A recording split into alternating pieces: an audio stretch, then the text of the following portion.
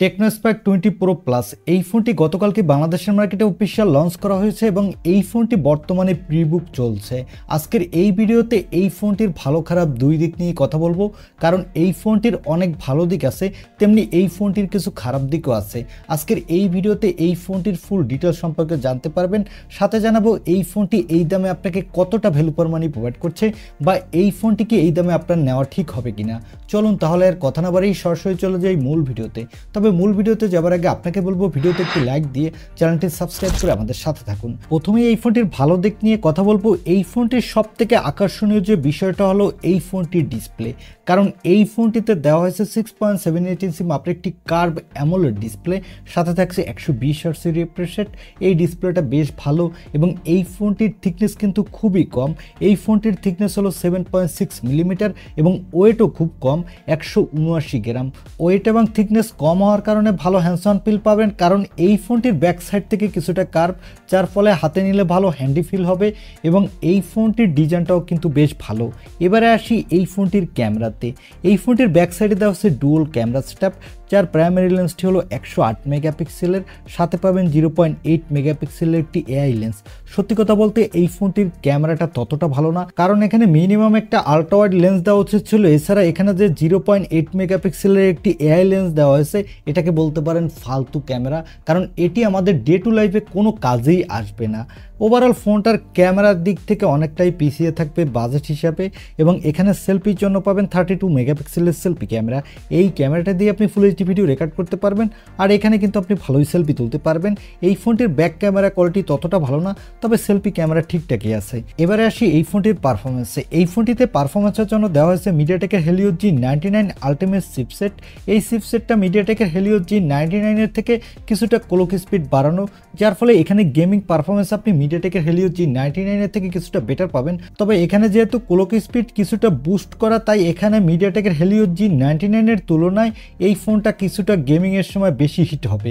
এই ফোনটিতে out of the box থাকছে অ্যান্ড্রয়েড 14, তবে এখানে কত বছরের অ্যান্ড্রয়েড আপডেট এবং কত বছরের সিকিউরিটি আপডেট দিবে তা এখনও কোম্পানির পক্ষ থেকে কনফার্ম করা হয়নি, তাই ধারণা করা হচ্ছে এই ফোনটিতে শুধু 1 বছরেরই অ্যান্ড্রয়েড আপডেট দিবে।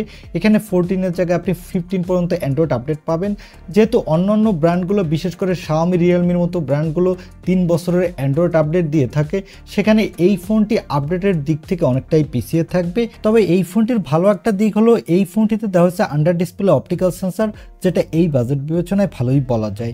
এবং এই ফোনটিতে ব্যাটারি থাকছে 5000 mAh এর একটি ব্যাটারি, সাথে থাকছে 33 ওয়াটের একটি ফাস্ট চার্জার। তবে আমার কাছে মনে হয়েছে এখানে মিনিমাম 65 বা 67 ওয়াটের ফাস্ট চার্জার দেওয়া উচিত ছিল, তাহলে এই ফোনটি অনেকটা দ্রুতই চার্জ করা যেত। এই ফোনটি মার্কেটে 4টি কালার ভেরিয়েন্টে পাওয়া যাবে, তবে গ্রিন কালার ভেরিয়েন্টটি কিন্তু খুবই ভালো লেগেছে, আর এই ভেরিয়েন্টটি হলো লেদার ব্যাক ভেরিয়েন্ট, অন্যান্য ভেরিয়েন্টগুলো হলো গ্লাস ব্যাক ভেরিয়েন্ট। তবে এই ফোনটিতে যদি 3.5 মিলিমিটার হেডফোন জ্যাক দিত তাহলে এই ফোনটি আরেকটু বেটার হতো। এবারে আসি এই ফোনটির প্রাইজে। এই ফোনটির 256 জিবি এই একটি ভেরিয়েন্টটি লঞ্চ করা হয়েছে এবং এই ভেরিয়েন্টটির দাম রাখা হয়েছে 26,999 টাকা, অর্থাৎ 27,000 টাকা।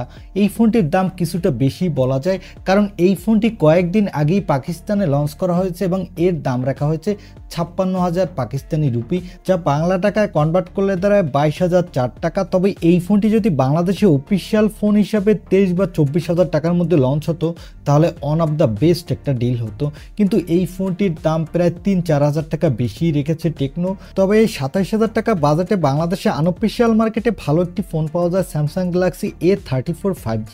ওই ফোনটার দাম কিন্তু বর্তমান 828 জিবি ভেরিয়েন্টটি 27,000ই পাওয়া যাচ্ছে। তবে এই ফোনটি টেকনো স্পার্ক 20 প্রো প্লাসের থেকে শুধু একটি দিকেই পিছিয়ে থাকবে, কারণ এই ফোনটিতে দেওয়া হচ্ছে ওয়াটার ড্রপ নচ ডিসপ্লে, তবে ডিসপ্লেটা হলো সুপার অ্যামোলেড ডিসপ্লে, আর এই ডিসপ্লেটা ফ্ল্যাট ডিসপ্লে। তবে গেমিং, ক্যামেরা, আপডেট এই সব দিক থেকে স্যামসাংয়ের এই ফোনটা অনেক এগিয়ে থাকবে, কারণ টেকনোতে শুধু 1 বছরের আপডেট দেওয়া হবে আর স্যামসাংয়ে আপনি 4টি অ্যান্ড্রয়েড আপডেট পাবেন। ওভারঅল আমি যদি বলি টেকনো স্পার্ক 20 প্রো প্লাস এই ফোনটি শুধু ডিসপ্লের দিক থেকে এগিয়ে থাকবে, অন্যান্য সব দিক থেকে স্যামসাংয়ের ফোনটি এগিয়ে থাকবে। তবে এই ফোনটি হলো আনঅফিসিয়াল আর টেকনোর ফোনটি হলো অফিসিয়াল। এখন আপনি যদি অফিসিয়ালি ফোন কিনতে চান তাহলে টেকনো স্পার্ক 20 প্রো প্লাস ফোনটা নিতে পারেন, তবে আপনি যদি আনঅফিসিয়াল কিনতে চান তাহলে স্যামসাং গ্যালাক্সি A34 ফোনটা নিতে পারেন। এই ছিল টেকনো স্পার্ক 20 প্রো প্লাস। এই ফোনটির ভালো খারাপ সব দিক। এখন এই ফোনটি আপনার কাছে এই দামে কেমন লেগেছে তা কমেন্ট কমেন্টে জানাতে পারেন। আর ভিডিওটি ভালো লাগলে অবশ্যই একটি লাইক দিয়ে চ্যানেলটি সাবস্ক্রাইব করে আমাদের সাথে থাকুন। দেখা হবে নেক্সট ভিডিওতে। আজকের মতো আল্লাহ হাফেজ।